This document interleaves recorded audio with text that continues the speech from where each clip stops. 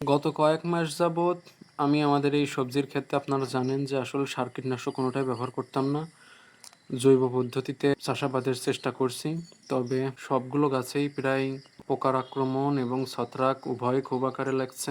বিশেষ করে এই গাছটায় মোজাইক ভাইরাস হয়েছে। অন্যান্য গাছে পাতা চিকন হওয়ার সমস্যা হয়েছিল। তো সেগুলোকে এভাবে আ আগা-ডগা সব ছেঁটে দিয়েছিলাম। আর এটার ডালগুলো কেটে দিচ্ছি, কয়েকদিন রাখবো।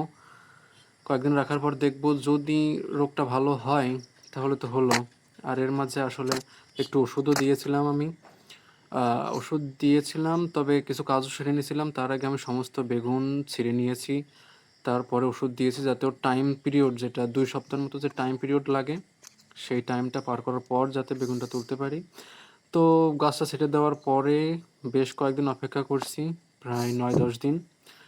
তার পরবর্তীতে গিয়ে দেখি যে আসলে সে গাছটি আর ভালো হচ্ছে না। নতুন যে কুশিগুলো বের হয়েছে সেগুলোতেও রোগাক্রান্ত। একই সাথে আবার এদিকে কিছু উস্তে গাছও লাগানো হয়েছে। তো গাছটি আর কোনো সম্ভাবনা না দেখে অবশেষে আ তুলে ফেলি। আর কিছুদিন গেলে এই জায়গাগুলোতে আমি নতুন আরেকটা জাতের বেগুন লাগিয়ে দেব। একটা দেশি জাত আছে, সাদা গোল আকৃতির, বেগুনটা সাইজে একটু ছোট হয়। আ তবে জাতটার নাকি রোগ ব্যাধি একটু কম হয়, তো সেজন্যই সেটিই লাগাবো ইনশাআল্লাহ।